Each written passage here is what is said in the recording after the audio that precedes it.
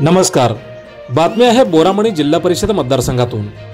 दक्षिण सोलापूर तालुक्यातील काँग्रेसचा हुकुमी बालेकिल्ला अशी ओळख प्राप्त झालेल्या बोरामणी जिल्हा परिषद गटावर वर्चस्व निर्माण करण्यासाठी भाजप आणि शिवसेना शिंदे गटाने कंबर कसली आहे। यंदा गटाचे आरक्षण सर्वसाधारण झाल्याने येथे इच्छुकांची भाऊगर्दी पाहायला मिळत आहे। काहीही करून बोरामणीत परिवर्तन करण्यासाठी नेते मंडळींनी कंबर कसली असल्याचे चित्र पाहण्यास मिळत आहे। आमदार सचिन कल्याण शेट्टी यांच्या नेतृत्वाखाली मागील विधानसभा व लोकसभा निवडणुकीत या ठिकाणी भाजपला आघाडी मिळाली होती आणि त्यामुळे यंदा भाजपच्या गोटात उत्साह असल्याचे पाहायला मिळत आहे।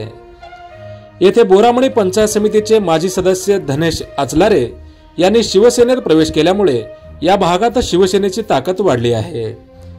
धनेश अचलारे यांची उमेदवारी शिवसेनेकडून निश्चित मानली जात आहे। व्यापक जनसंपर्क आणि तळागाळातील जनतेशी जुळलेली नाळ, सामुदायिक विवाह सोहळ्याच्या माध्यमातून त्यांनी शेकडो लोकांची लग्नगाठी बांधून दिली आहेत।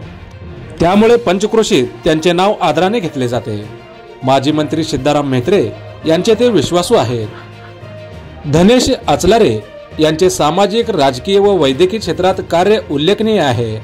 याचा फायदा त्यांना या निवडणुकीत होऊ शकतो।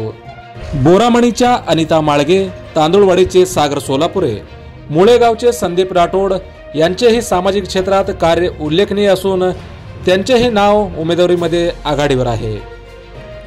तर काँग्रेसकडून माजी सभापती भीमाशंकर जमादार, सरपंच बालाजी जमादार मुळेगावचे विजय राठोड, माजी उपसभापती अप्पा धनके, तुकाराम कोळेकर यांची नावे चर्चेत आहेत। जमादार हे अनुभवी असल्याने ऐनवेळी ते निवडणुकीत योग्य डाव टाकण्याची शक्यता देखील वर्तवण्यात येत आहे। तर भाजपकडून बोरामणीचे सोमनाथ पटणे यांचे नाव आघाडीवर आहे। आमदार सचिन कल्याण शेट्टी यांचे ते निकटवर्ती मानले जातात। या भागातील विकासासाठी त्यांनी निधी देखील खेचून आणला आहे। गाव भेट दौरेही त्यांनी आता सुरू केले आहेत। त्याचप्रमाणे बोरामणीचे केदार विभूते हे देखील आमदार सचिन कल्याण शेट्टी यांचे निकटवर्ती मानले जातात। त्यांनी अनेक वर्षापासून बोरामणी सोसायटी आणि ग्रामपंचायत ताब्यात ठेवला आहे। विकासासाठी निधीही त्यांनी मिळवला आहे आणि त्यामुळे त्यांचेही नाव प्रामुख्याने आघाडीवर आहे। त्याचप्रमाणे उळेचे उपसरपंच नेताजी खंडागळे यांनी देखील निवडणुकीची जोरदार तयारी चालवली आहे। आणि त्याचप्रमाणे तांदुळवाडीचे माजी सरपंच सिद्धाराम हेले, उपसभापती सुनील कळके, मुस्तीचे माजी उपसरपंच महादेव पाटील, सरपंच महेश पाटील, समर्थ चिवरे, तांदुळवाडीचे सुधीर लांडे यांचेही नाव प्रामुख्याने चर्चेत आहे। त्याचप्रमाणे राष्ट्रवादी अजितदादा पवार गटाकडून प्राध्यापक राज साळुंके, उपसरपंच शिवराज जाधव यांचेही नाव प्रामुख्याने चर्चेत आहेत। त्याचप्रमाणे संगदरीचे माजी उपसरपंच पद्मसिंह शिवशेट्टी यांचेही नाव प्रामुख्याने आघाडीवर आहे। पद्मसिंह शिवशेट्टी हे जिल्हा दूध संघाचे संचालक सुरेश हसापुरे यांचे निकटवर्ती आहेत। सिद्धेश्वर बाजार समितीच्या निवडणुकीत त्यांची उमेदवारी निश्चित होती, मात्र हसापुरे आणि आमदार कल्याण शेट्टी यांच्या सांगण्यावरून त्यांनी आपला अर्ज मागे घेतला होता।